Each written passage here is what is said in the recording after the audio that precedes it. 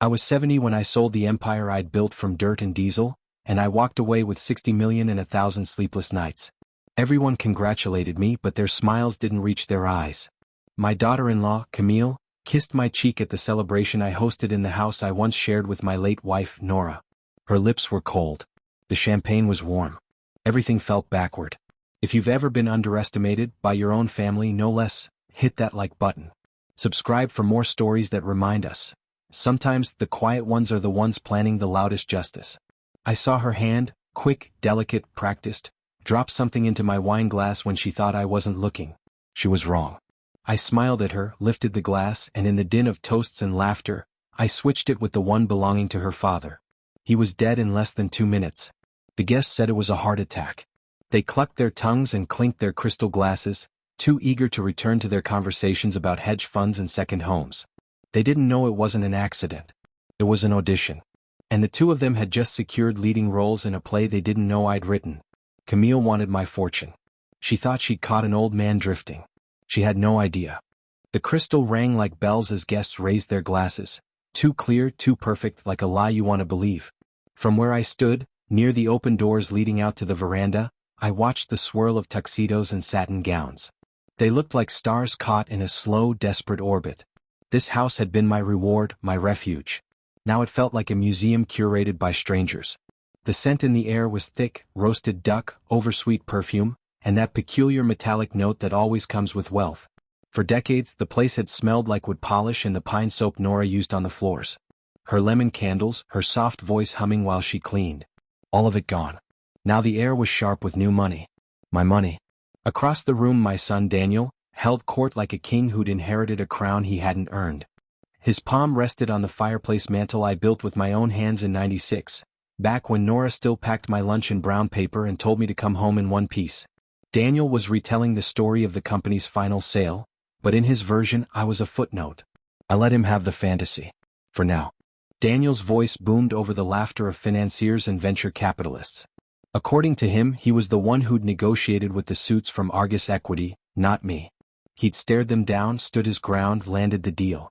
It was almost impressive, how easily he wore someone else's skin. But I let it go.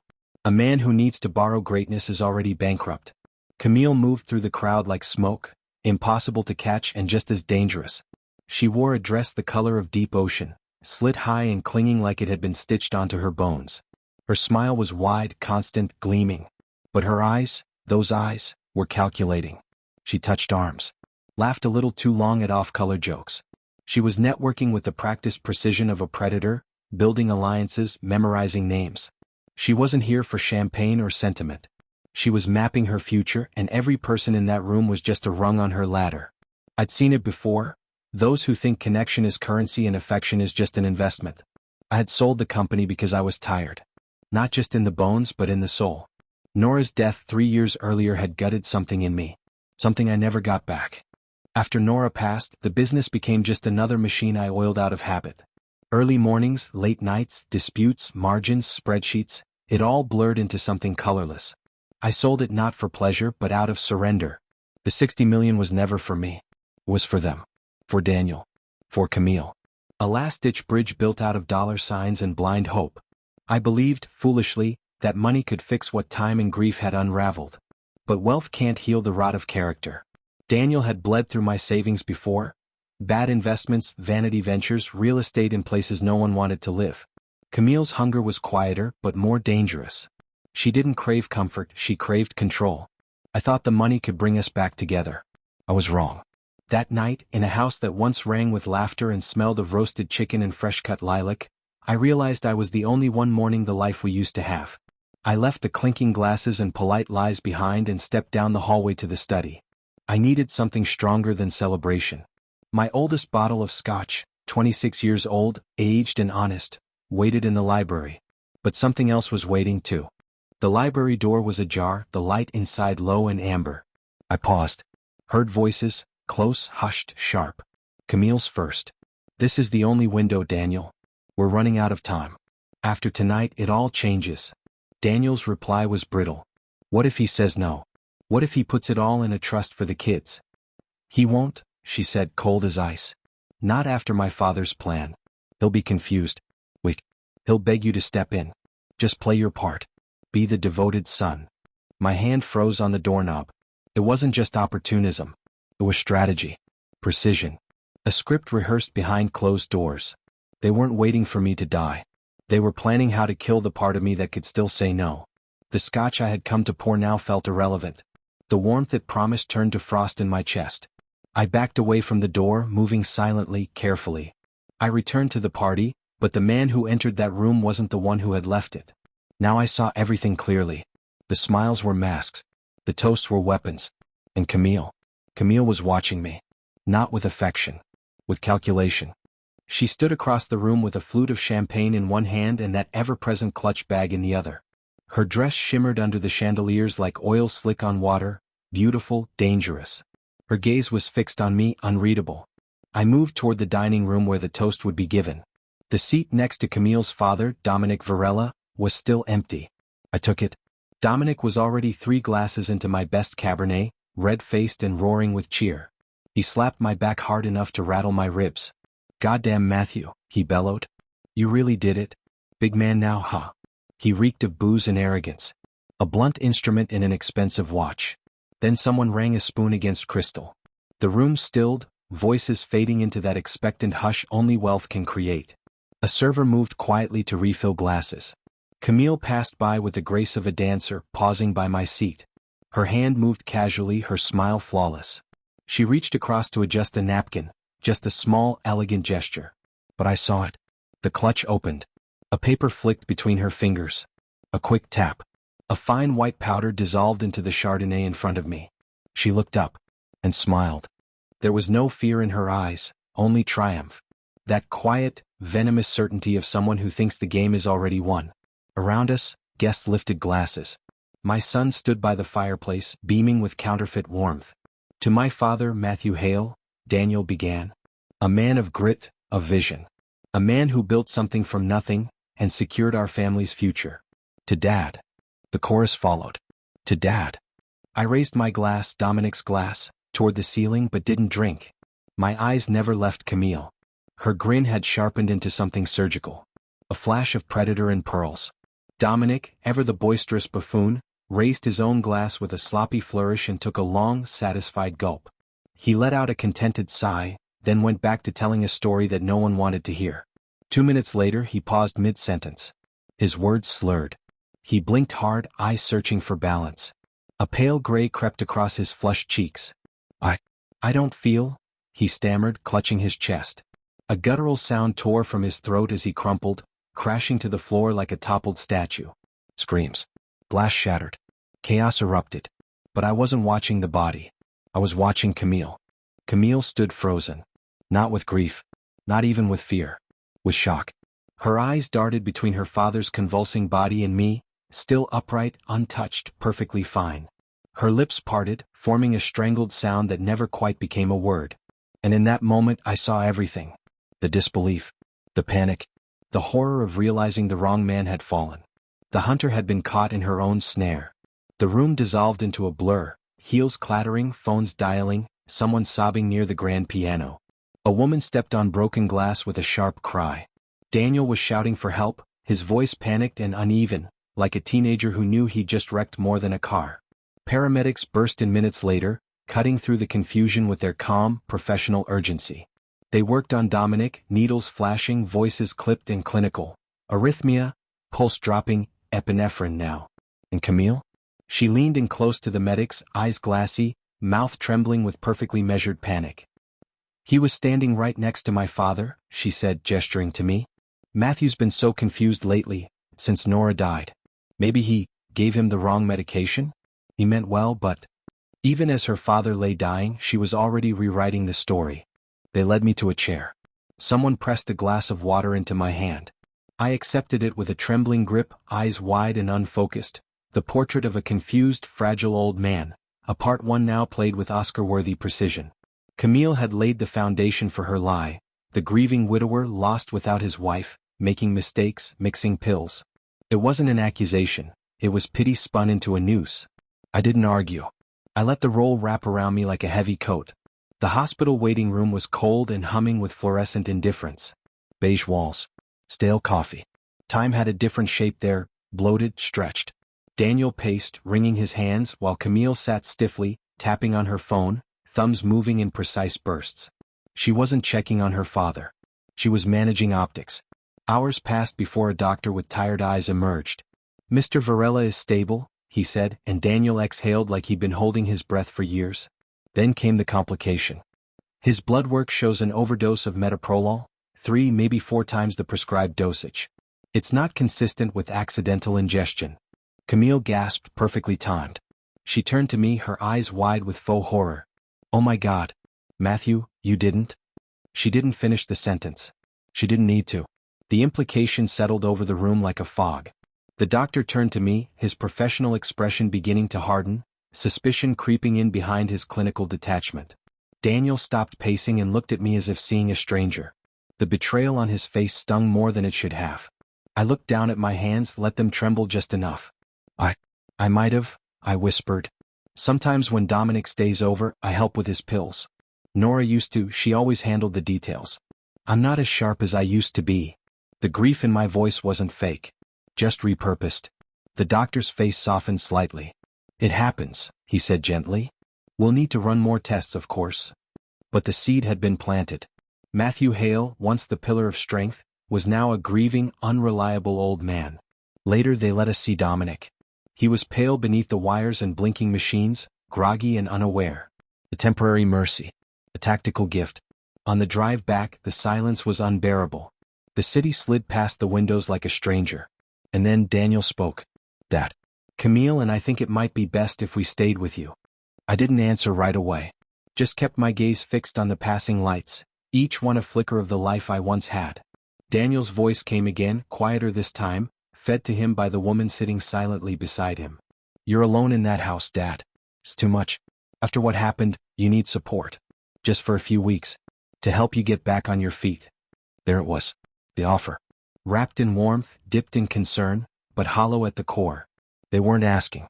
They were moving in. I sighed, long and defeated. Let my shoulders slump. "I don't want to be a burden," I murmured, the words dry in my throat.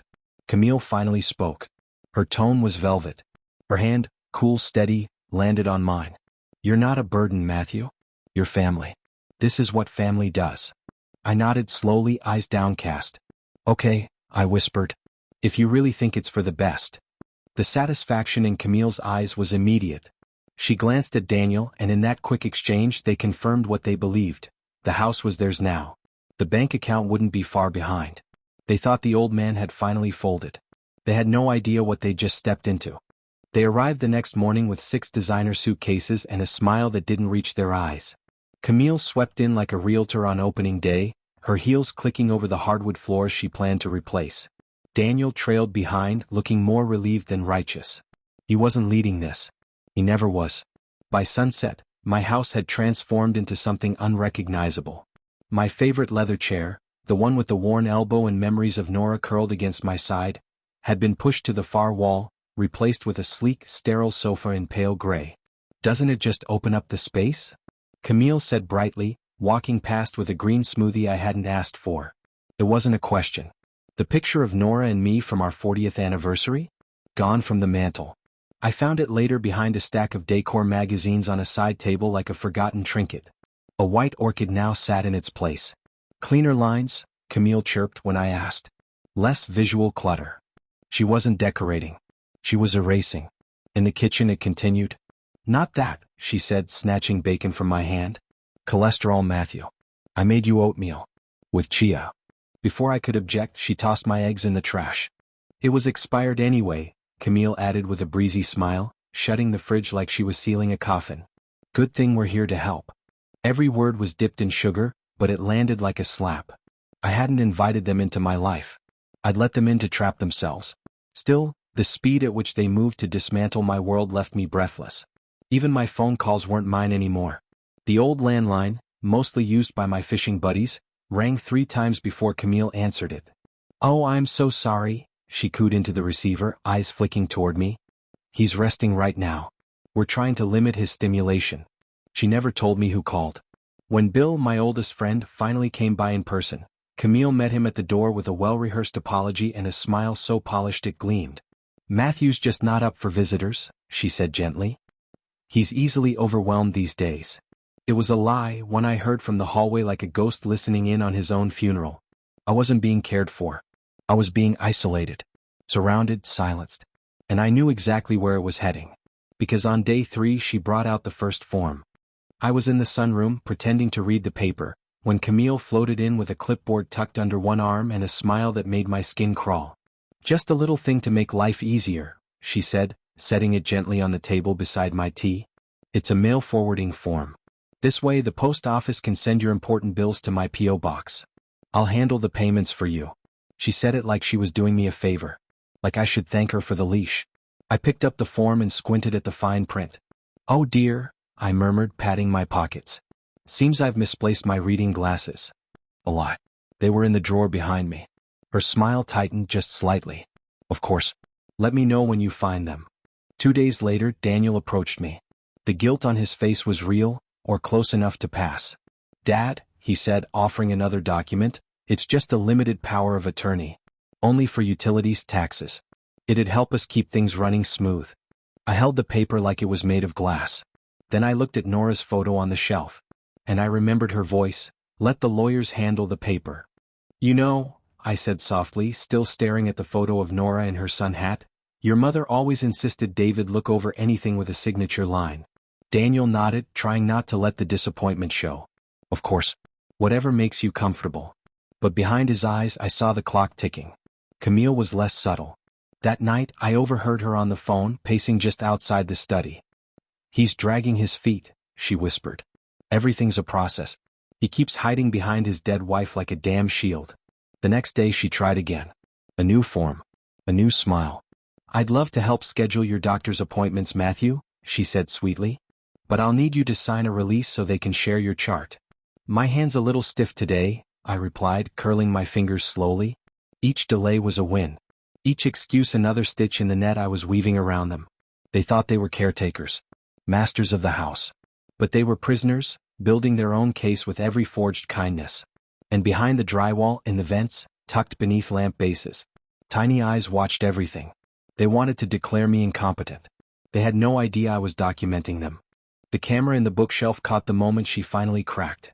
One evening, as I pretended to doze by the fireplace, Camille's voice floated down the hall, a razor in silk. He's doing this on purpose, she hissed. Deliberately difficult. If he won't sign, we'll have to find another way to prove he's unfit. It wasn't frustration. It was strategy. And the next morning her trap arrived with fresh scones and a smile. Matthew, darling, she said, placing a tray beside my armchair, a geriatric care manager is stopping by this afternoon. Just a friendly visit. To help us all get on the same page. Daniel stood behind her, arms folded, eyes low. The silent enforcer. They weren't suggesting. They were staging an intervention. But this too had been expected.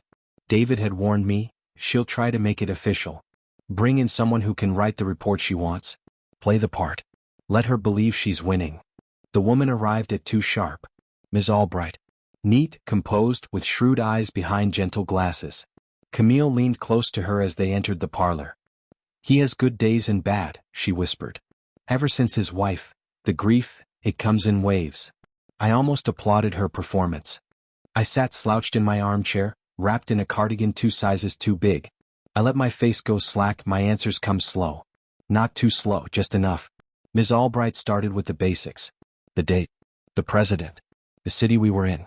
I answered all 3 correctly, with a slight pause and a squint toward the window, as if dredging them from memory. She smiled politely, flipped her notepad.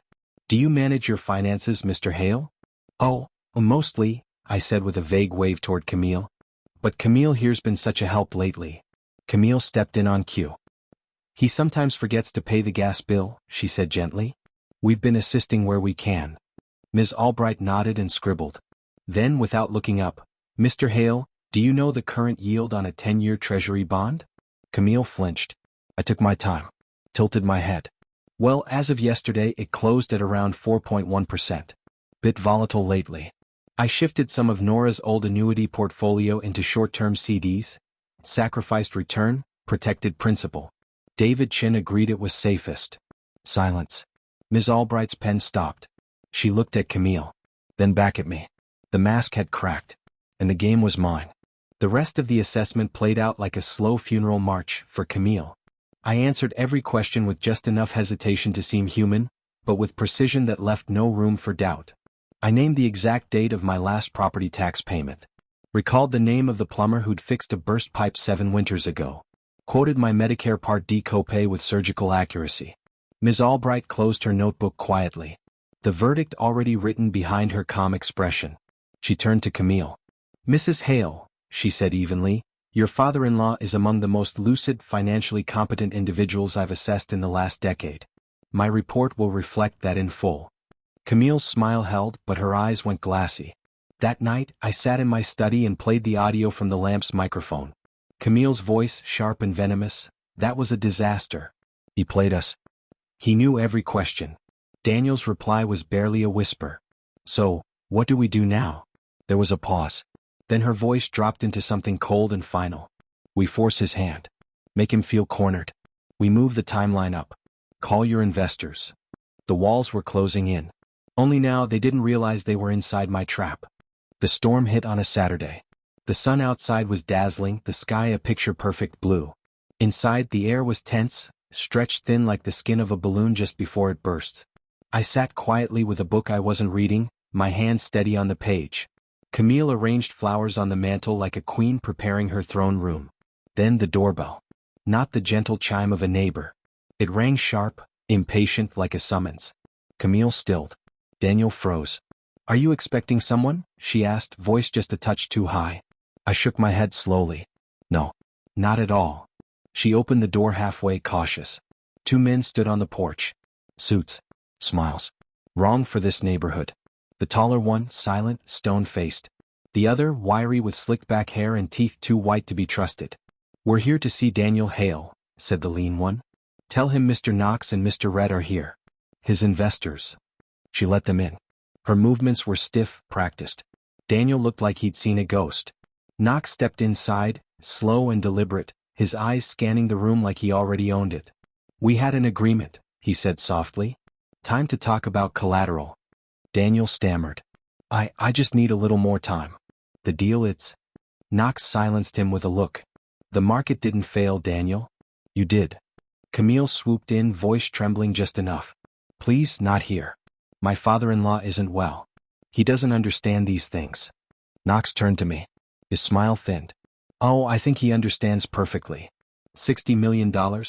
That makes him our collateral." I shrank into my chair. "Daniel?" I whispered. "Is this true?" He looked at the floor. "I was trying to build something. I didn't know it would fall apart." Knox laid a heavy folder on the table. "You have 1 week, or we start seizing assets." He turned, nodded to his silent partner, and they left. The moment the door clicked shut, Camille dropped to her knees in front of me. "Matthew, we need to move fast. If we transfer the funds into a trust, they can't touch it. But Daniel needs legal authority. You need to sign this, today." She pulled out a binder. Durable power of attorney. I stared at it. My hand hovered over the pen. "Okay," I whispered. "If that's what it takes." Their faces lit up, triumph in stereo. Then I stopped. I promised Nora I'd never sign anything important without David Chin. Silence. Checkmate.